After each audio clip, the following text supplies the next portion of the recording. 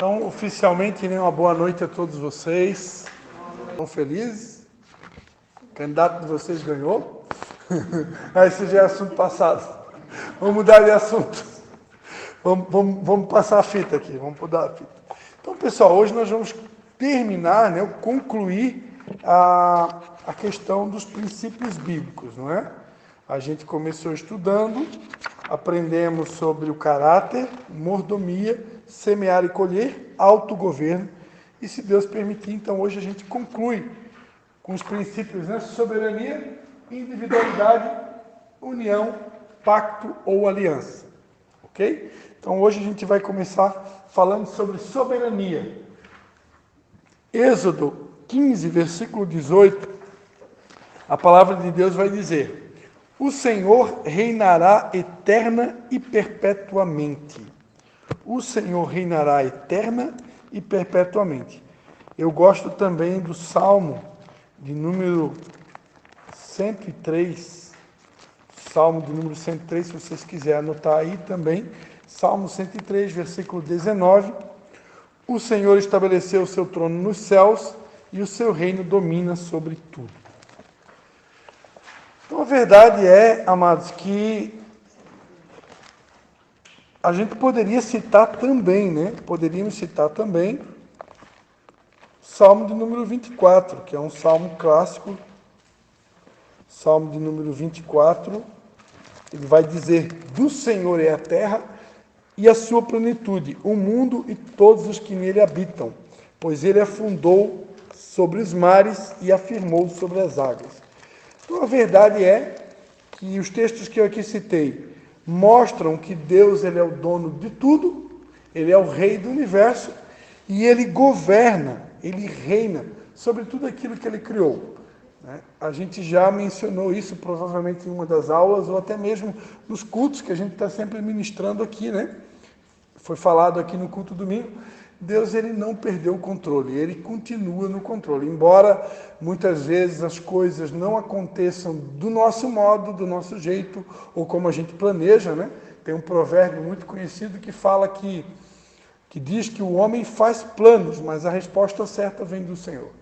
Embora Deus permita que a gente faça planos, que a gente trace projetos, e não tem nada de errado quanto a isso, é importante se planejar, é importante fazer planos, No entanto, o que realmente vai permanecer, o que realmente vai acontecer, é aquilo que Deus determinou antes da fundação do mundo. Porque, embora Deus nos deu livre-arbítrio, a capacidade de fazer escolhas, de tomar decisões, ainda assim Ele nunca perde o controle de nada. Ok? Então, segundo o dicionário, soberania quer dizer poder supremo, autoridade moral, autoridade do soberano, qualidade ou estado do que é soberano. Então, ele tem toda a autoridade,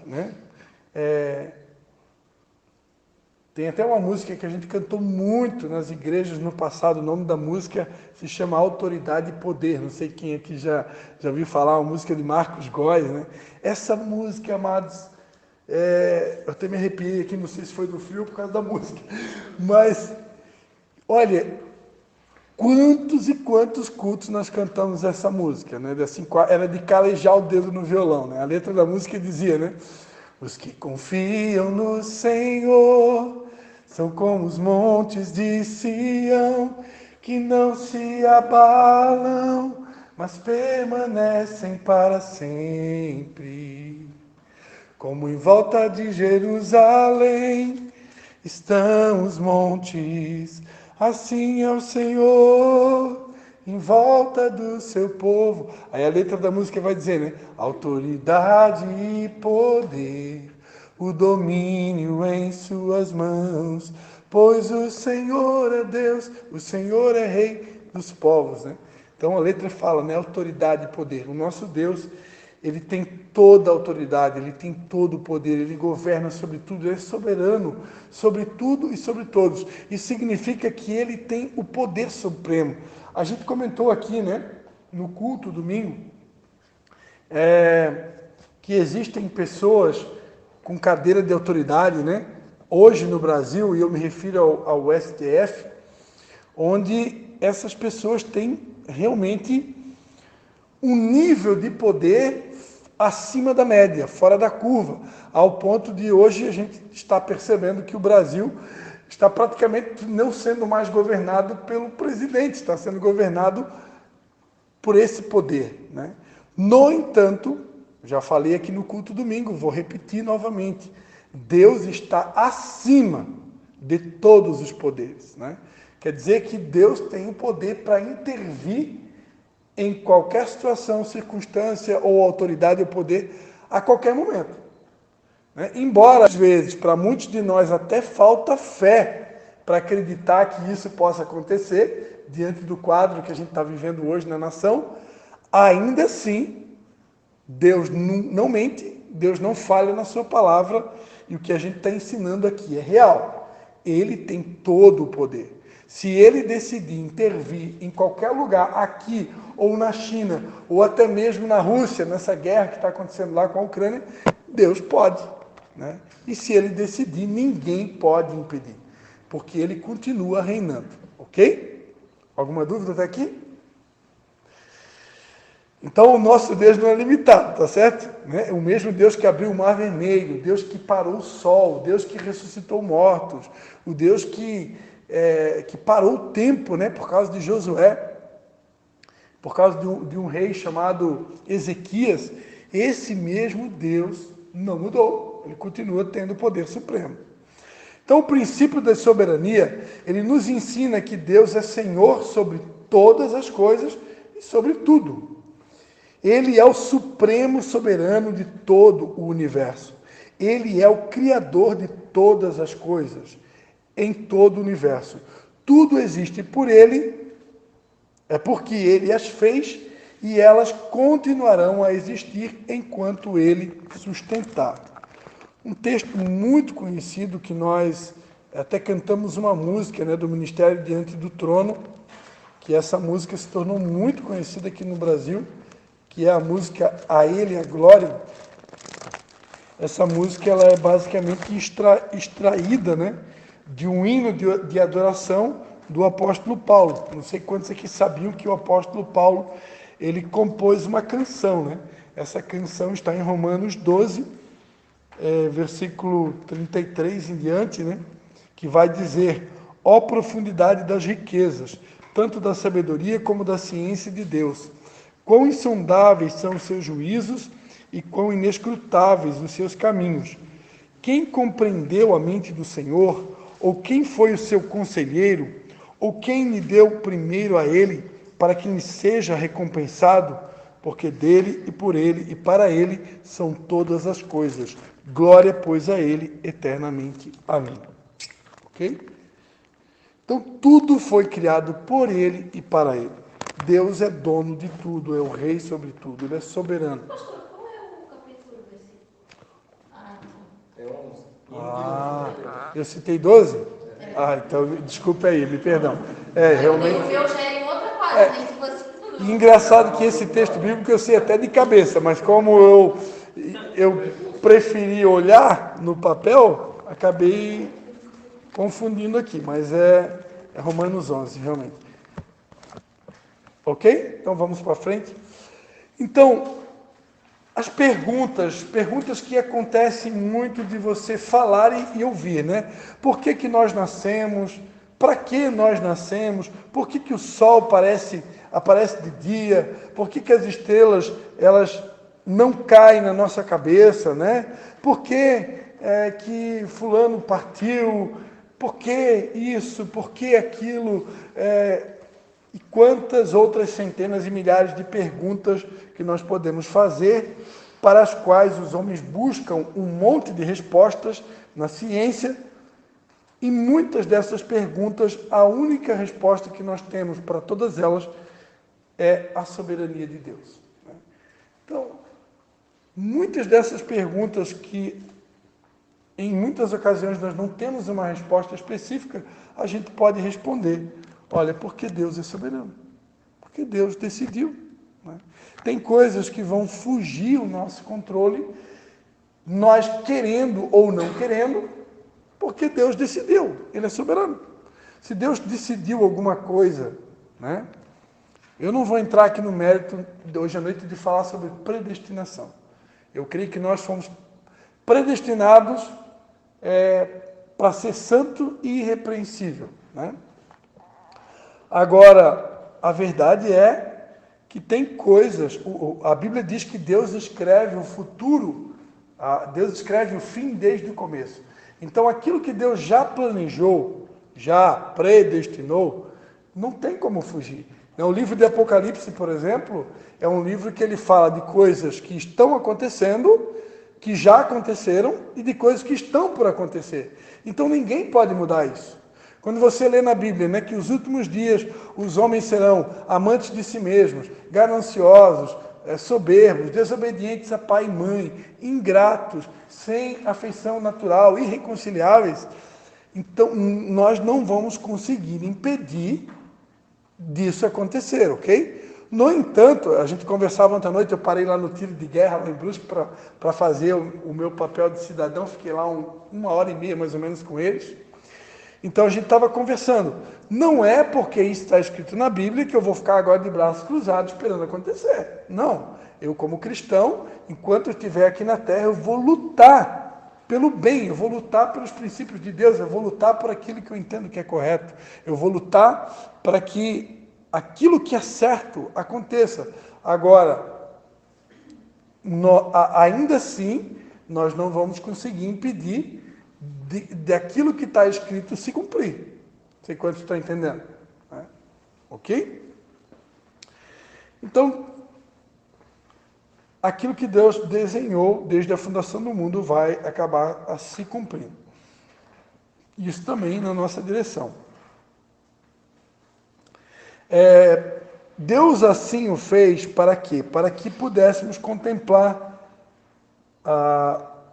as suas maravilhas e reconhecêssemos o seu poder e majestade. No Salmo 139, versículo 1 a 4, Salmo 139, do 1 a 4, vai dizer assim: Ó Senhor, tu me sondaste e me conheces.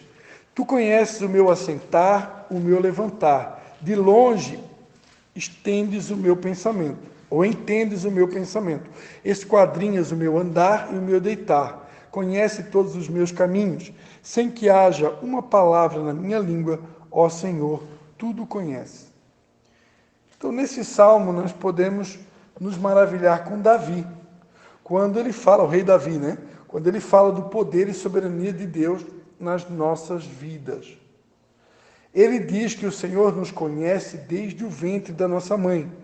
Ele conhece o nosso pensamento, Ele sabe quando nos deitamos, quando nos levantamos, conhece todos os nossos caminhos e antes mesmo da palavra chegar à nossa boca, Deus sabe tudo. Né? Por quê? Porque Ele é onisciente também, né? Ou seja, Deus é onisciente porque Ele tem todo o conhecimento, Ele é onipresente porque Ele consegue estar em todos os lugares ao mesmo tempo, Ele é onipotente porque Ele tem todo o poder. Ok? Então a verdade é que o nosso Deus, o poder dele é ilimitado. Né? Quando Moisés, né, o grande líder, foi levantado por Deus para libertar o povo que estava 400 anos no Egito, ele pediu para Deus: Senhor, o povo vai perguntar qual que é o teu nome, o povo vai querer saber como é que eu vou te apresentar, qual que é o teu nome. O povo vai perguntar, Senhor, me diz o que eu vou responder. E aí Deus disse para Moisés: olha, diga para eles que eu sou, enviou a voz. Quando Deus disse, isso no português, né? No hebraico é um acróstico com as letras JHWH ou YHVH, né? Que aportuguesado se chama Yahvé, ou Javé, ou Jeová, né? Por isso, daí as testemunhas de Jeová. Mas isso é uma outra pregação. Então, esse nome no português, Eu Sou, é um nome muito complexo, muito profundo, mas ele, basicamente, ele compreende a grandeza de Deus.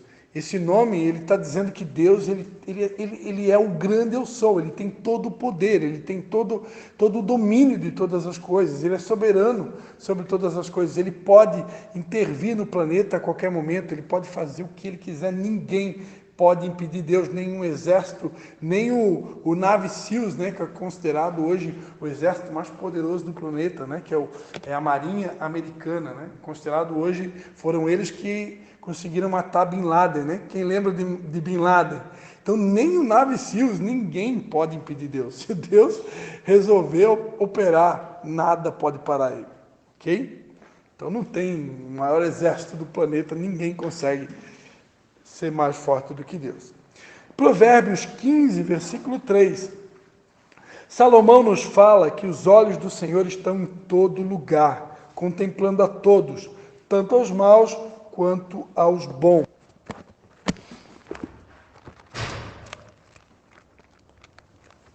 Alguém foi no banheiro?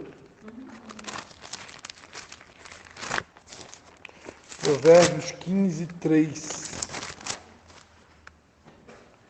Os olhos do Senhor estão em todo lugar, né? Contemplando os maus e os bons. Contemplando a todos, né? Tanto os maus quanto os bons. Esse Deus que sabe todas as coisas antes mesmo que elas aconteçam, é também eterno, como diz o nosso versículo-chave. Ele reina e reinará para sempre. Ele é Senhor do Senhor. Ele é Senhor do tempo e do espaço. Ele está em todo lugar, pois ele é onipresente.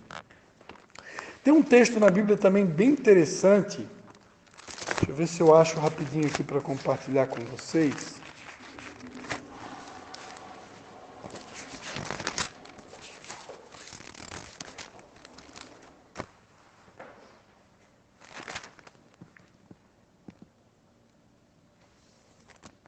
Zacarias, capítulo 4.